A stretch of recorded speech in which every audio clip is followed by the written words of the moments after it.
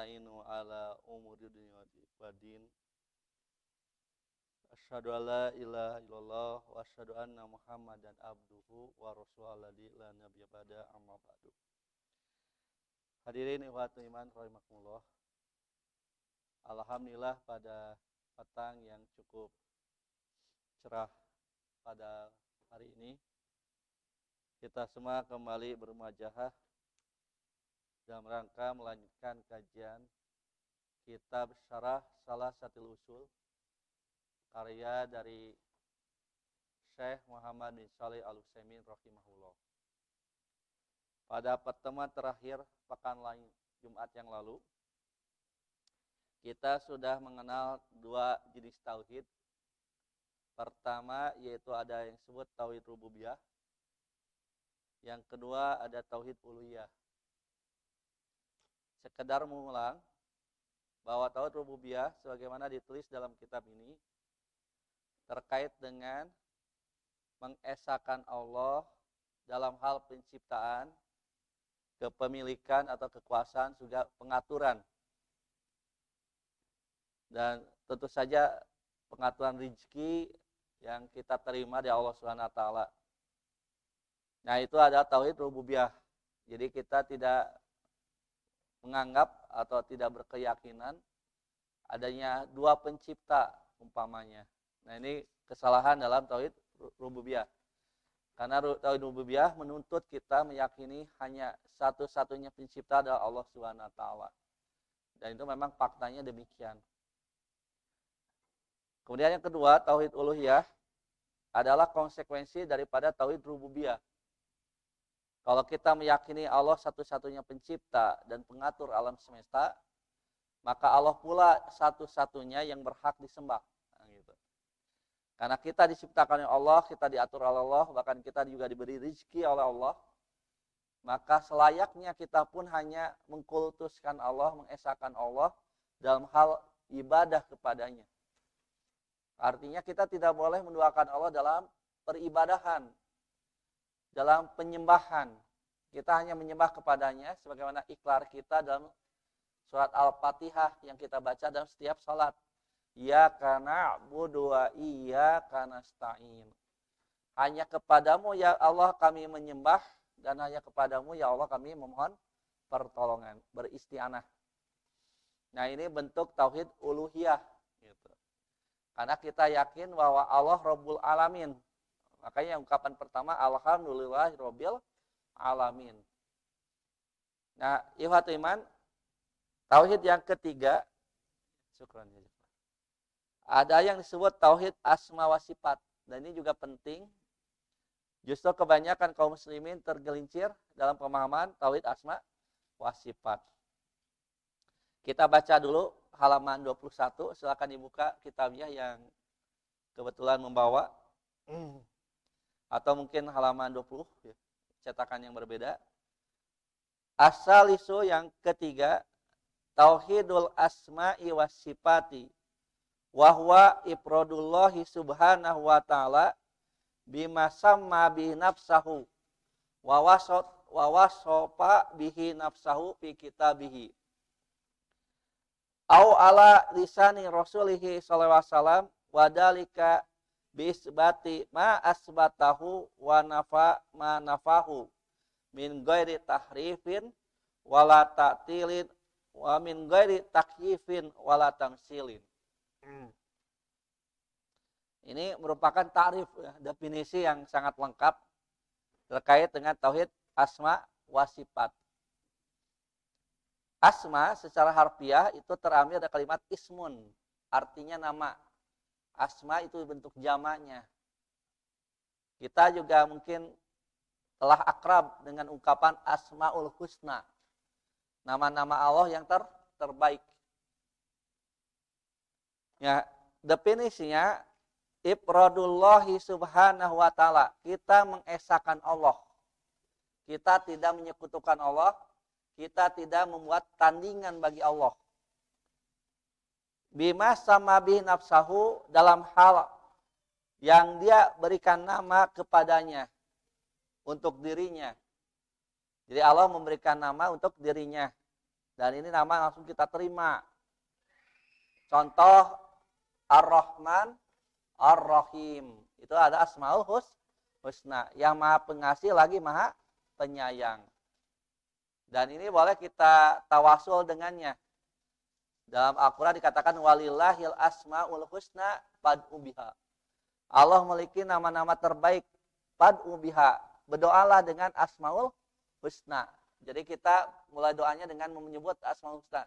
Ya Rahman, Ya Rahim, Ya Aziz, Ya Alim. Ya. Tergantung memang kita disesuaikan dengan kebutuhan kita. Upamanya kalau kita ingin rezeki ya yang dipanggil kita ya Rojak gitu, ya Wahab, ya Goni, ya Mugni gitu. Itu ya sesuai dengan kebutuhan kita dalam hal rezeki. Nah ini Asmaul Husna namanya. Wawasofa bihi nafsau fi kitabihi. Yang kedua, kita pun mengesahkan Allah dalam hal sifat yang Dia sifatkan untuk dirinya di dalam Al-Quran, dalam kitabnya. Nanti Allah juga memberikan sifat-sifat hal ihwal. Sifat di sini adalah keadaan. Kita sebagaimana kita menerangkan satu kondisi, sesuatu, itulah disebut sifat dalam bahasa Arab. Jadi sifat ini bukan hanya kata sifat dalam bahasa Indonesia. Seperti jamil, qabih, gitu ya. Itu memang kata sifat dalam bahasa Indonesia juga.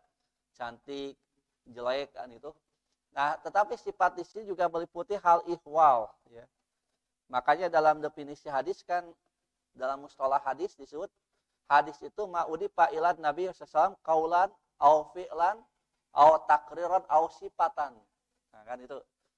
Hadis itu kan sesuatu yang disandarkan, dinisbatkan kepada Nabi sallallahu alaihi wasallam berupa perkataan, perbuatan, persetujuan dan sifat. Nah, sifat ini juga kan menerangkan sifat Nabi. Hulukiyah wa khalqiyah. Sifat Allah, sifat Nabi bersifat akhlak beliau dan khalqiyah Nabi. Khalqiyah itu adalah bentuk jasad Nabi, bentuk tubuh Nabi. Nah, itu juga ada sifat.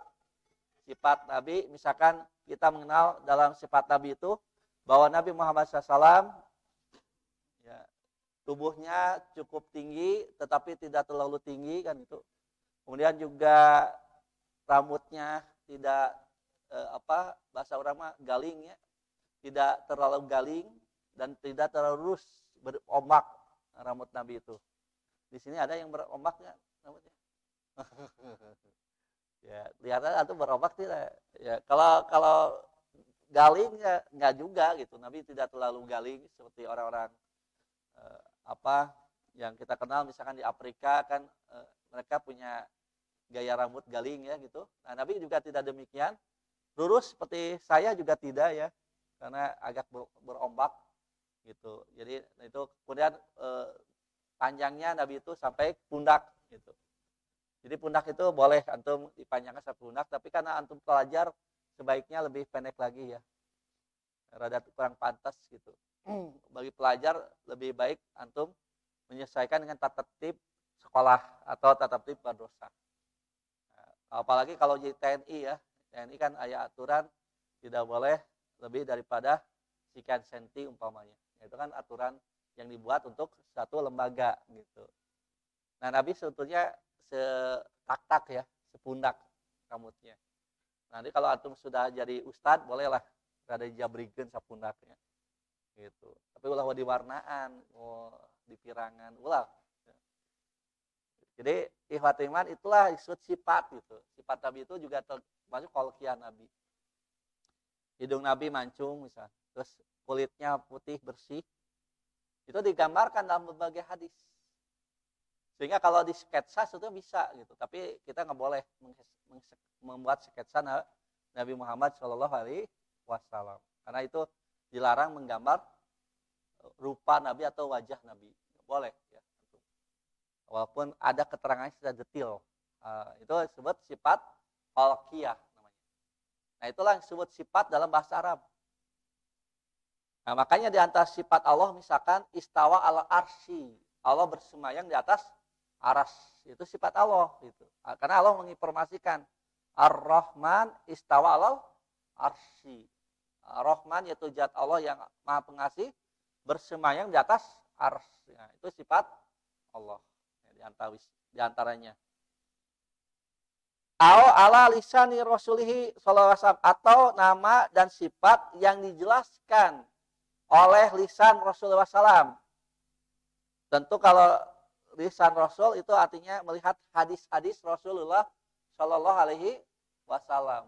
Nanti hadis Nabi banyak tentang sifat dan asma Allah dalam beberapa hadis. Gitu.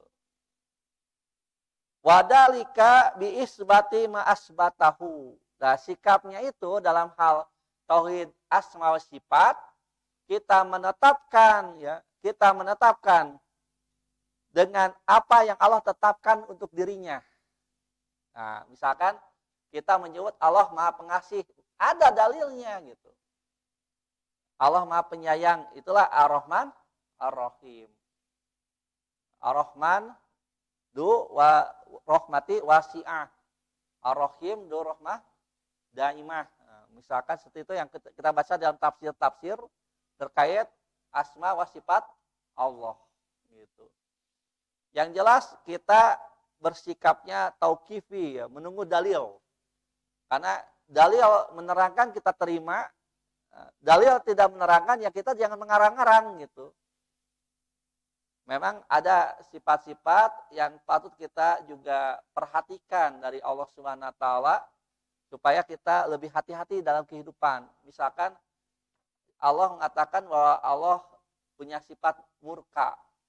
Misalkan dalam satu hadis, ya ini kaitan dengan apa yang diterangkan oleh Rasulullah SAW, hadis populer kan ridollah birido waliden. Sebetulnya kalau lihat hadisnya, ridho Robbi birido waliden. Ridhonya Rob, ridhonya Allah itu ada di dalam ridho kedua orang tua. Wasuhtullah atau suhtu Robbi bisuhti waliden. Dan murkanya Allah ada dalam muka kedua orang tua. Dengan ungkapan ini kita harus menerima, mengisbat bahwa Allah punya sifat murka, godob. Nah, supaya kita harus hati-hati, jangan mengundang murka Allah. Dan jangan sampai kita termasuk orang yang dimurkai. Seperti dalam surat Al-Fatihah, ghairil maghdubi alaihim. Bukan pula kelompok yang Allah murkai. Ya. Dibenci oleh Allah Subhanahu wa taala. Nah, itu diantaranya sifat-sifat yang harus kita terima tanpa wa nafa ma nafahu min ghairi tahrifin, serta kita meniadakan sifat yang Allah tiadakan, artinya Allah tidak menyifati dirinya dengan itu. Min ghairi tahrifin, tanpa merubah maknanya. Min ghairi tahrifin itu ungkapan lain min ghairi ta'wilin, tanpa mentakwil maknanya. Wala tatilin, tanpa menolak. Karena nanti ada satu aliran di dalam sejarah Islam namanya Mu'tazilah. Nah, di antara tokohnya yang terkenal itu Wasil bin Ato. Wasil itu orang cerdas dan gurunya orang soleh, Hasan al-Bisri. Tapi Wasil tersesat. Jadi pemuka Mu'tazilah. Nah, kelompok Mu'tazilah atau aliran Mu'tazilah menolak sifat Allah. Kata kelompok Mu'tazilah, Allah tidak punya sifat. Nah, kita tidak demikian. Ahlussunnah wal Jamaah menetapkan adanya sifat Allah. Tapi sebagian sifat diterima oleh Mu'tazilah, inkonsistensi. Ya. Misalkan sifat alim, mereka terima. Maha mengetahui, mereka terima. Tapi sifat yang lain mereka tolak. Itu Mu'tazilah. Nah, sehingga di sini dikatakan wala ta'tilin, tanpa taktil, tanpa menolak. Wa min ghairi takyifin, dan tanpa takyif. Bagaimana ya takyif teh menanyakan hakikat kaifa. Kaifa bagaimana? Nanti ada satu kisah terkenal, yang satu dari kisahnya nisbat kepada Imam Malik bin Anas, ya, pemuka madhab Maliki, pendiri madhab Maliki, Malik bin Anas. Kemudian ada juga mengatakan ini bukan Malik, tapi gurunya, yaitu bernama Robi'ah, guru dari Imam Malik. Ada juga menisbatkan kisah ini dari Ummu Mukminin, yaitu Ummu Salamah. Ummu Salamah. Ya, ya. Pertanyaan tentang istawa Allah. Ya, istawa Allah. Kaifa istawa. Bagaimana istawanya Allah itu? Nah, ini adalah minggu takif. Kita tidak bertanya bagaimana. Kenapa? Karena kita yakin laisa kamislihi syai'un wa huwa samiul basir. Allah itu tidak ada yang menyerupainya sedikit pun, apapun. Dan dia maha mendengar, maha melihat. Jadi tidak diserupakan istawanya kita dengan istawa Allah. Tidak, berbeda. Kita tidak boleh bertanya kaifa, bagaimana. Kita cukup iman terhadap istawanya Allah. Karena Allah menyatakan dirinya istawa di dalam beberapa ayat dalam Al-Quran. Jadi sikap kita beriman. Tanpa takif, yaitu tanpa bertanya bagaimana. Nah, gitu. Jangan ya, kita jangan nyosok jero, bahasa Sunda nyosok jero yang enggak, karena koridornya, kaidahnya laisa kamislihi syai'un. Tidak ada yang serupa dengan Allah. Dalam surat Al-Ikhlas Allah mengatakan lam yalid walam yulad walam yakul lahu kufuwan ahad. Jadi tidak ada yang seimbang, tidak ada sebanding dengan Allah. Yang terakhir wala tamsilin, juga tidak kita menyerupakan, tamsir menyerupakan, atau ungkapan lain tasbih, ya, diserupakan. Nah, itulah ungkapan dari asma wa sifat. Jadi ada 4 koridor, ya, ada 4 kaidah yang harus kita perhatikan dalam asma wa sifat. Kalau tauhid rububiyah, tauhid rububiyah, ini rububiyah itu, jangankan kita umat Islam, bahkan kafir jahiliyah menerima tauhid rububiyah. Ya. Di antaranya ketika kita bertanya siapa yang menciptakan langit dan bumi, siapa yang menciptakan manusia, pasti mereka menjawab Allah. Nah, jadi secara penciptaan mereka yakin Allah sebagai pencipta satu-satunya. Kemudian kafir jahiliyah tersesat di tauhid uluhiyah. Gitu. Nah, uluhiyah ini yang esensi daripada kalimat tauhid. La ilaha illallah. La ma'budu bihaqqin illallah. Ya, gitu kan? Ini esensi dari tauhid uluhiyah lah yang menjadi syahadatain kita, isi syahadat. Itu la ilaha illallah. Persaksian kita itu persaksian keesaan Allah gitu. Bukan persaksian wujud Allah. Jadi salah ya orang yang menafikan asyhadu alla ilaha illallah. Kamu menyaksikan, emang kamu melihat, nah gitu kan? Itu kan ungkapan orang bodoh ya. Kita syahadat itu persaksian bahwa satu-satunya berhak disembah itu Allah gitu. Pernyataan, pengakuan, persaksian, lain persaksian dengan mata. Ya, persaksian dengan ilmu bahwa Allah lah satu-satunya yang berhak disembah. Itu asyhadu alla ilaha illallah. Dia bukan persaksian. Kamu lihat gak? Lihat Allah. Ya kan orang-orang komunis begitu ya. Menyudutkan kita. Karena kalau disaksikan harus terlihat. Enggak setiap saksi harus terlihat. Dalam pengadilan saja kan ada saksi ahli. Itu ada saksi ahli dengan ilmunya dia bersaksi kan. Bukan dengan matanya gitu. Di dunia saja ada istilah saksi ahli kan.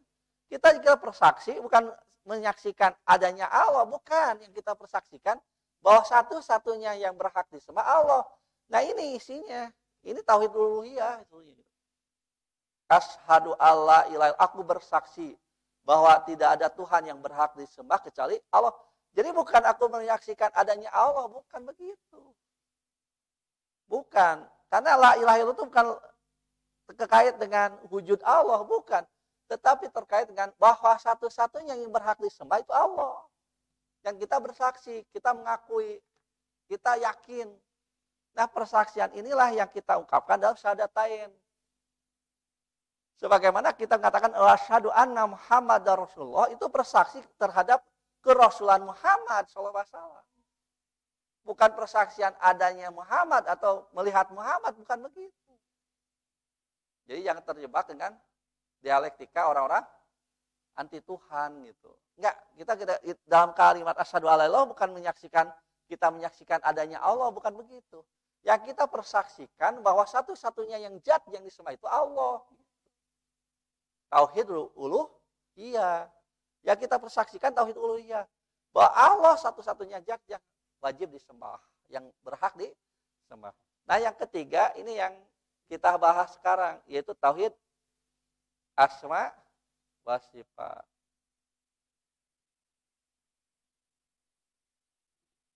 Jadi mengesahkan Allah dalam namanya dan sifatnya. Artinya namanya mungkin kita ada kesamaan dengan kita. Istawa ya, istawa bagi makhluk ada, istawa bagi Allah ada. Tetapi hakikatnya berbeda.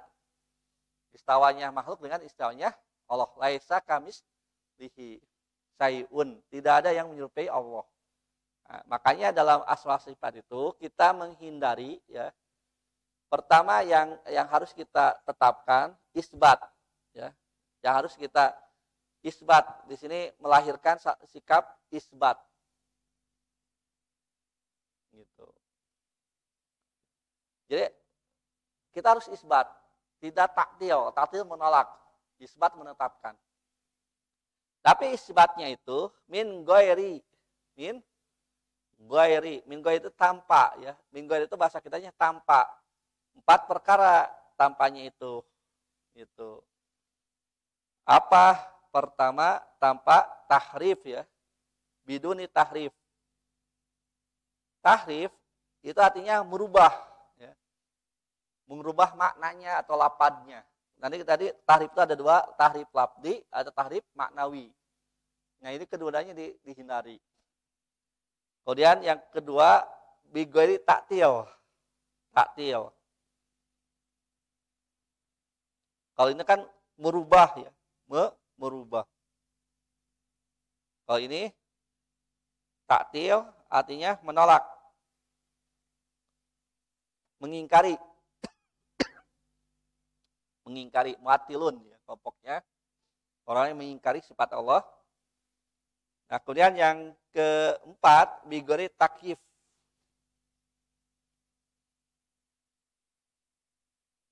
Nah, bertanya tentang hakikat, ya, mempersoalkan hakikat.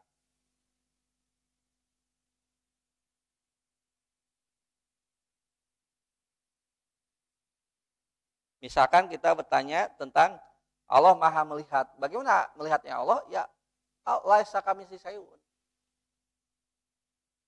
Kata melihat, makhluk ada, ya. Allah al-Khaliq ada, manusia ada, binatang juga ada. Bahkan antara makhluk saja melihat itu kan beda-beda, tidak sama. Cara melihat binatang belum tentu sama dengan cara kita melihat. Apalagi kalau kita berbicara kualitas melihat. Pandangan seekor elang itu sudah ma'ruf, lebih tajam daripada pandangan manusia. Jangankan seekor elang yang sangat luar biasa bisa menukik dari ketinggian sekian kilo ya, karena gara-gara melihat seekor kelinci yang sangat kecil ya, karena di langit kan mereka terbang, yang namanya elang terbang mencari mangsa ya, begitu kelihatan ada seekor kelinci mah kalau kita yang melihat belum tentu kelihatan karena saking kecilnya kan, tapi begitu pandangan elang yang sangat tajam menukik langsung disambar. Bahkan ada juga burung yang bisa mengambil ikan di laut, nah gitu. Kan itu pandangannya beda. Manusia sejatinya kita adalah makhluk lemah. Kulikol insanu do'ifa. Manusia diciptakan dalam keadaan lemah. Kualitas pandangan mata kita tidak sehebat binatang sebetulnya. Indra kita tidak sehebat binatang. Makanya pernah saya sampaikan kan, manusia mah saking terbatasnya pandangan manusia. Ketika berusia senja atau masih muda, itu selalu ada yang pakai kaca mata, alat bantu. Kalau kita perhatikan bandingkan dengan kucing, itu kucing memakai kacamata. Oh. Kucing ketika gelap 30 cm. Antum coba ya perhatikan kalau ini ruangan masjid yang digelapkan, ada kucing. Nah, mata kucing itu mengeluarkan cahaya. Betul nggak? Ya. Pernah nggak lihat kucing di kegelapan? Matanya kan caangnya. Itu kucing kecil. Apalagi kucing besar, harimau. Wah, matanya bolotot. Itu binatang. Kita ketika tidak ada cahaya, gelapkan. Kata pote, boro-boro lain. Curug oke teh kating. Ya. Jadi keluarkan kucing. Sebab kucing tidak ada yang minus. Ya. Can datang ka Cicendo. Ya. Can aya kucing datang ka Cicendo yang di kacamata. Nah, ini gambaran bahwa memang manusia lebih lemah secara indera, tetapi manusia kuat di akal. Kuat di akal. Nah, binatang akalnya kurang, bahkan tidak berakal umpamanya. Ya. Makanya kan disebut hayawanun natiqo. Ya, manusia yang berakal itu hewan yang berakal manusia itu ya. Nah, walaupun kita kalah secara fisik dengan binatang, tapi dengan akalnya Allah anugerahkan, maka bisa mengalahkan makhluk apapun. Manusia tidak punya sayap, tapi bisa terbang lebih tinggi daripada burung manapun. Burung dadali, garuda, kan pernah lihat burung garuda? Wah, mungkin di sekolah ada kan gambarnya. Nah, buktinya kan hese burung garuda, paling elang ya. Itu kok kita bisa terbang lebih tinggi. Karena manusia sudah bisa ke bulan kan gaya. Bahkan dalam mitologi orang Sunda, mitologis orang Sunda mah ya, nini anteh teu make pesawat kan itu pakai sapu gitu. Kayak ya, jeung ucing teh eta ge. Nah, yang terakhir minggu ini tamsil. Tanpa menyerupakan atau tasbih. Ini tuduhan dari sebagian orang, kita disebut mujassimah, gitu ya, menyerupakan. Enggak, kita bigori tasbih, tidak menyerupakan. Kenapa? Tadi sudah saya jelaskan. Melihat saja dari sisi melihat, manusia dengan binatang sesama makhluk sudah beda kualitas. Apalagi melihatnya Allah. Nah, ini 4 perkara yang harus ya menyerupakan, tamsil itu menyerupakan. Ini semua terbantah dengan surat Asy-Syura ya. Laisa kamislihi syai'un.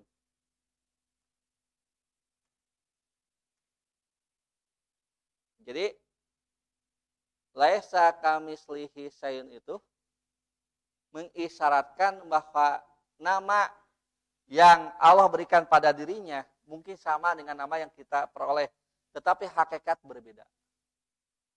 Hakikat berbeda. Contoh tentang ilmu Allah. Manusia punya ilmu, Allah punya ilmu. Tapi ilmu Allah tentu sangat jauh, tidak tertandingi. Nggak ada, ilmu kita tidak seberapanya. Ilmu Allah mengetahui segala-galanya. Wa huwa bikulli syai'in alim. Allah mengetahui segala perkara. Contoh gitu, yang sering saya dengar ya ketika guru saya Ustadz Usman Salahuddin Allahyarham mengilustrasikan ya. Dan ini pernah saya sampaikan perasaan saya di sini pernah saya sampaikan tentang ilmu Allah dengan ilmu manusia atau ilmu kita.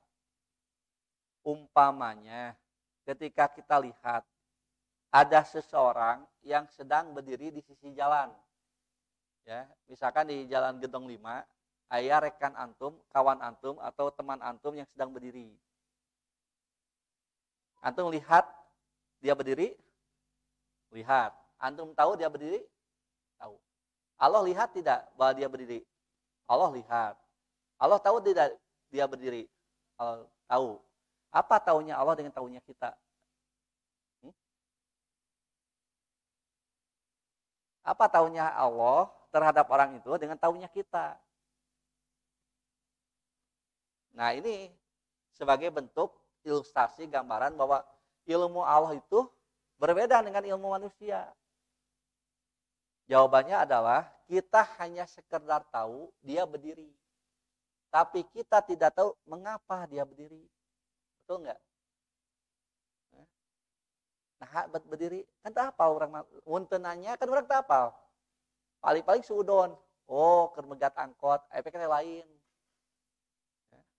Tah, ari Allah mah apal kunaon manehna bet ngadeg. Ai kunaon teh kenapa dia berdiri?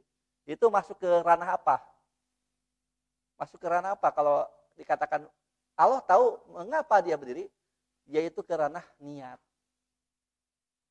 Kita tidak tahu niat orang, tapi Allah tahu niat seseorang. Motivasi dia berdiri Allah tahu. Kita hanya tahu dia berdiri, tapi tidak tahu mengapa dia berdiri. Allah mah tahu mengapa dia berdiri. Nah gitu. Kumaha kartos teh. Ya. Jadi beda. Kita hanya tahu dia ada di jalan. Tapi kita tidak tahu kalau tidak bertanya, buat apa dia di jalan. Allah mah tahu sanajan teu dibejaan. Tahu kenapa? Karena Allah tahu isi hati. Allah tahu geretes hati. Motivasi orang berjalan di jalan tahu. Makanya kita tidak boleh suudon sebelum tabayun, tanya dulu. Kalau ada hal yang mencurigakan. Antum lihat aya ustad gitunya.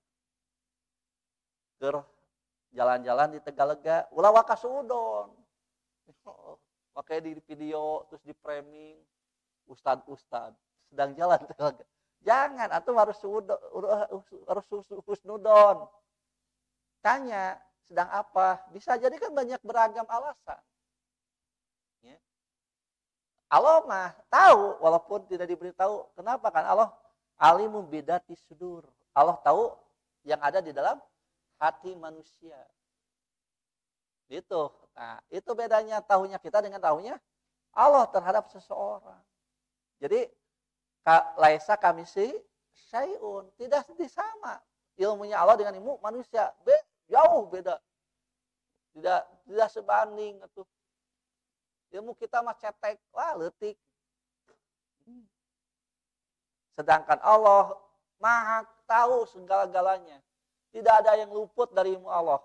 Innallaha la yakhfa 'alaihi syai'un fil ardi wala fis sama. Tidak yang tersembunyi bagi Allah, terjelas bagi Allah. Sampai hati antum itu tahu oleh Allah. Antum hati antum apa sedang belajar, apa sedang ngalamun, tahu Allah mah. Hati-hati antum. Ya. Walaupun mungkin orang misalnya terkecoh, nyos, jika merhatikan padahal bari ngalamun kan bisa jadi kan. Nah, padahal Allah tidak bisa dibodoh. Manusia mungkin bisa kita bodohi, tetapi Allah tidak mungkin ditipu.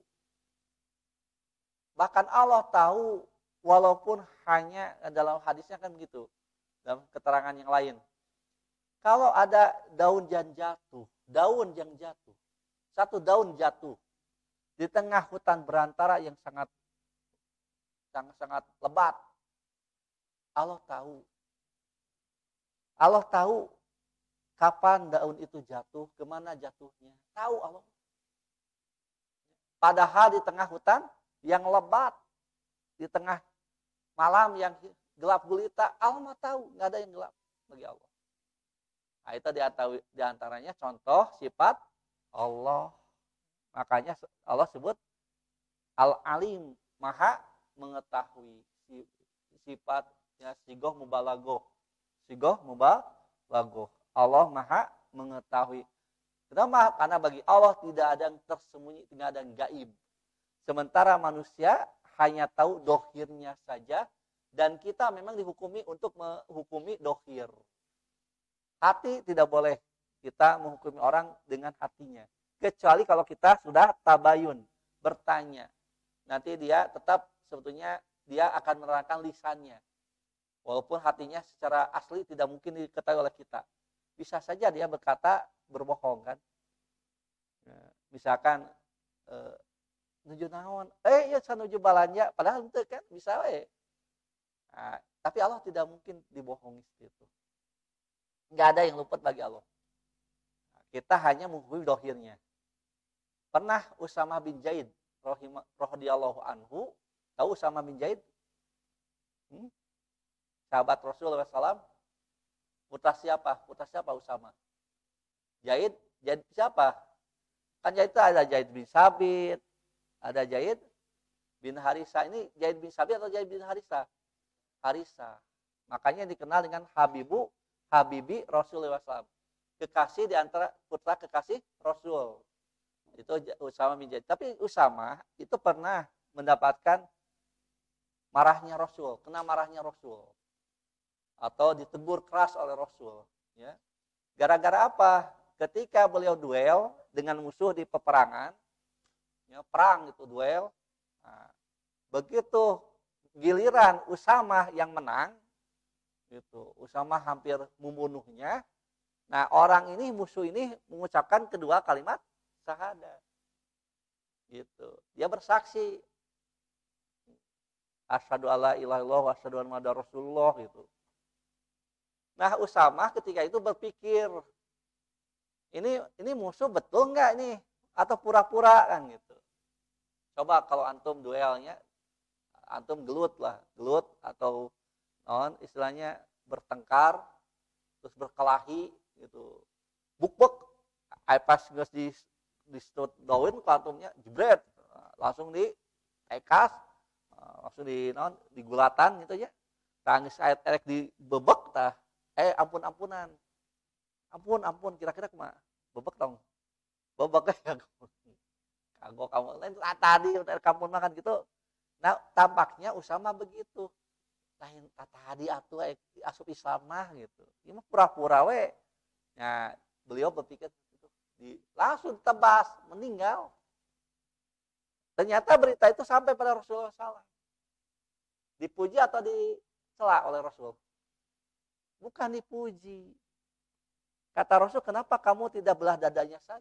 Sehingga tahu isi hatinya. Ini gambaran bahwa kita hanya menghukumi dohir, tidak menghukumi hati. Boleh jadi memang dia pura-pura, boleh jadi memang dia ikhlas. Gitu. Yang penting ketika sudah berkalimat ampun-ampunan, sudah, jangan dilanjutkan. Ya ampun, ya udah. Nah, ketika kita malik manehna nonjok kakara, oh ini bohong gitu. Ya, kan ayahnya urang geus ampun-ampunan kurang teh geus pas urang balik manehna nyerang. Tah kakara eta mah bebek deui we nepi ka kojor. Kan eta geus jelas, dia pura-pura kan. Ampun-ampunan kurang geus dimaafkeun, pas urang malik ngabongohan gitu kan. Berarti dia pura-pura. Yang gitu. Nah, sepanjang itu kalau belum ada bukti jangan. Kalau sudah menyerah udah kita terima, ditawan, bukan dibunuh. Jadi tawanan gitu. Ditawan. Harusnya Usamah sikapnya langsung menawan. Ditawan gitu. Jadi ditawan, enggak dibebaskan, ya ditawan, dihadapkan pada Rasulullah SAW. Kalau kata Rasul bebaskan ya bebas gitu. Karena udah mengucapkan la ilaha illallah. Karena Rasulullah SAW diperintahkan umirtu an uqatilanas hatta yashhadu. Ya, hatta yashhadu alla ilaha illallah Muhammadar Rasulullah. Aku diperintah untuk memerangi orang-orang sehingga mereka bersaksi. Sehingga mereka mengucapkan kedua kalimat syahadat. Gitu. Jadi kalau mereka sudah kalimat syahadat, udah jangan dibunuh. Udah hukumnya hukum seorang muslim. Tidak boleh dibunuh. Tidak boleh dialirkan darahnya. Nah, nanti antum juga begitu ya. Suatu ketika kalau mau perang nanti ya terus antum melawan musuh, ya, ingat dengan kasus Usamah bin Zaid. Jadi kalau lawannya sudah ampun-ampunan, udah dimaafkan. Berhenti kita memukul. Jangan langsung dibunuh. Nah, lalu ditawan. Kalau dia ikhlas bisa bebas. Tapi kalau memang pura-pura, ya nanti ada hukuman dari amir, pemimpin yang menentukan ini mau dihukum apa gitu, kalau pura-pura. Begitu. Kenapa? Karena fahkum bidawahir. Hukumi orang itu dohirnya saja. Nah, ini ilmu kita terbatas pada dohir. Kalau ilmu Allah dah lohir dan batin, Allah mengetahui. Bisikan antum dan hati antum Antum menatap seseorang, entah antum puji orang itu atau antum celak, Allah tahu gitu. Allah tahu. Dan amal hati itu akan dihisab. Ingat, amal hati antum akan dihisab. Antum celah seseorang dalam hati, jangan dikira itu bebas hisaban. Itu akan dihisab. Kalau kita husnudon, bersangka baik, dapat pahala. Kalau antum suudon, dapat dosa. Makanya iyakum wadona, fa'ina dona akdabul hadis. Jadi dihindari suudon. Ya. Kenapa? Karena suudon itu akdabul hadis. Dia bohongnya pembicaraan. Nah itu tentang tauhid asma wa sifat. Ya. Nah, ini terlalu panjang lebar penjelasannya. Jadi intinya bahwa ketika kita menerima dalil keterangan dari Al-Quran dan hadis, Al-Quran dan As-Sunnah, isinya tentang sifat Allah, isinya tentang asma Allah, kita terima. Isbat, menetapkan. Kita imani, tidak ingkari.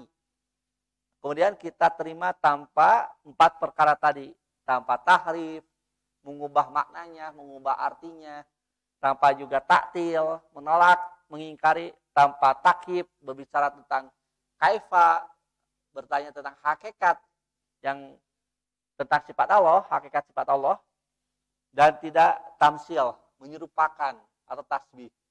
Enggak, jadi istawanya Allah akan berbeda dengan istawanya makhluk. Melihatnya Allah akan berbeda dengan melihatnya Allah makhluk. Mendengarnya Allah berbeda dengan mendengarnya kita. Kita mendengar itu sangat terbatas pendengaran kita. Bahkan ada hewan yang lebih tajam pendengarannya. Kalau tidak salah kelelawar ya. Kelelawar itu namanya kan ada batas berapa namanya itu batas dalam ilmu pendengaran, ilmu IPA, dalam IPA itu frekuensi gitu. Bukan frekuensi. Ada sebetulnya frekuensi umpamanya. Itu ada batas frekuensinya. 20 atau 18 ya kalau nggak salah. Nah, kelelawar itu bisa mendengar lebih halus daripada itu. Itu sama makhluk sudah berbeda, apalagi Allah. Allah Maha mendengar, makanya antum kalau berdoa cukup dengan suara yang lirih, nggak perlu berteriak-teriak. Karena kata Rasul, sayangilah dirimu karena kamu berdoa bukan kepada yang buta dan tuli, bukan. Allah Maha melihat juga Maha mendengar. Bahkan kalau dalam hati saja itu udah dicatat sebagai amal soleh. Nah, berdoa ya cukup antum misalkan setelah adzan kan ada satu ijabah itu. Makanya sayang kalau antum banyak ngobrol ya. Kalau sudah ada adzan tadi maghrib ya menuju iqomah itu harusnya memanfaatkan untuk berdoa. Kali satu ijabah. Nah doa kita itu jangan teriak-teriak, apalagi pakai speaker gitu ya. Kenapa? Karena ada orang yang sedang tahiyatul masjid, ada yang qobliyah misalkan. Kalau itu sholatnya misalkan sholat subuh, sholat duhur, ada qoblah kan? Kalau maghrib ada qoblah yang ghair muakkadah, yaitu Rasul mengatakan shollu rakaataini liman syaa. Laksanakan sholat 2 rakaat bagi siapa yang kamu hendaki. Jadi itu ghair muakkadah ya. Kalau yang muakkadah itu kan yang rawatib. Nah, ketika antum tunggu waktu sholat, duduk bersimpuh, satu ijabah berdoa silakan, tapi suara yang lirih, suara yang lembut. Kenapa? Allah Maha mendengar, pasti mendengar. Mulai dengan adab doa, tahu kan adab doa? Puji Allah kan itu, baca sholawat, kemudian juga itiraf terhadap dosa, itu tahapan-tahapan berdoa. Terus ada satu ungkapan ya, mungkin ini saya mengingatkan kembali, yaitu Allahumma inni as'aluka bi anni asyhadu annaka la ilaha illa anta ahadus samad alladzi lam yalid wa lam yulad wa lam yakul kufuwan ahad. Kalau kita mulai dengan mukadimah doa seperti itu, kata Rasul dijamin doanya diijabah. Nah, baru kita doakan kedua orang tua, Rabbik pilih wali walidaya warhamhuma kama rabbayani shaghira. Antum kalau ingin dicap sebagai anak soleh, doa Rabbik pilih itu jangan pernah terlewat. Doa dimanapun, sedang sujud, sebelum salam, kan ada tahiyat akhir, ya, tahiyat akhir, antum kondisinya tawaruk, duduk tawaruk, ya. Kemudian antum menunggu imam salam. Nah, setelah antum Allahumma inni a'udzubika min adabil qabri wa min adabil nari, ya. Nah, setelah itu antum doa bebas. Doa apa? Ya muqallibal qulub sabit qalbi ala dinika. Terus antum doakan, enggak boleh lupa. Rabbik pilih wali walidaya warhamhuma kama rabbayani shaghira. Karena ciri orang yang soleh, anak soleh itu mendoakan kebaikan kepada orang tuanya, memohonkan magfirah. Nah, pokoknya antum mau doa di mana, Rabbik pilih jangan terlewat. Gitu. Rabbik pilih wali walidaya jangan terlewat. Nah itu, ya. Kenapa kita cukup lirih, cukup sederhana, cukup lembut suara kita? Karena Allah mengatakan ud'uni astajib lakum. Terus dalam ayat yang lain, ud'u rabbakum tadarruan khawfiyah wa dunal jahri minal qaul. Serulah Tuhanmu dengan penuh cemas dan rasa tadaru, yaitu rendah hati, rendah diri, wa dunal jahri minal qaul, dan tanpa keras dalam bersuara. Jadi doanya yang sederhana saja, yaitu yang suara lembut, karena Allah Maha mendengar. Nah itulah ya, ikhwatul iman, mungkin yang bisa disampaikan pada kesempatan malam ini. Jadi silakan antum memanfaatkan berbagai momentum satu ijabah, namun jangan dikeraskan dalam berdoa, ya, kecuali doa-doa yang memang disyariatkan dikeraskan. Nah, sementara doa-doa yang sifatnya doa masalah, doa masalah permohonan, hajat kita, nah, maka itu cukup dengan suara yang lirih. Kenapa? Kata Allah bahwa kamu berdoa kepada zat yang bukan zat yang tuli, tapi zat yang Maha mendengar. Mudah-mudahan apa yang disampaikan ada guna manfaatnya, benarnya dari Allah dan Rasulnya, salahnya saya yang menyampaikannya, alaafu minkum. Kita pungkas saja dengan kaful majlis. Subhanakallahumma wa bihamdika asyhadu alla ilaha illa anta subhanakallahumma wa bihamdika asyhadu alla ilaha anta astaghfiruka wa atubu ilaik. Walhamdulillahi alamin. Wassalamualaikum warahmatullahi wabarakatuh.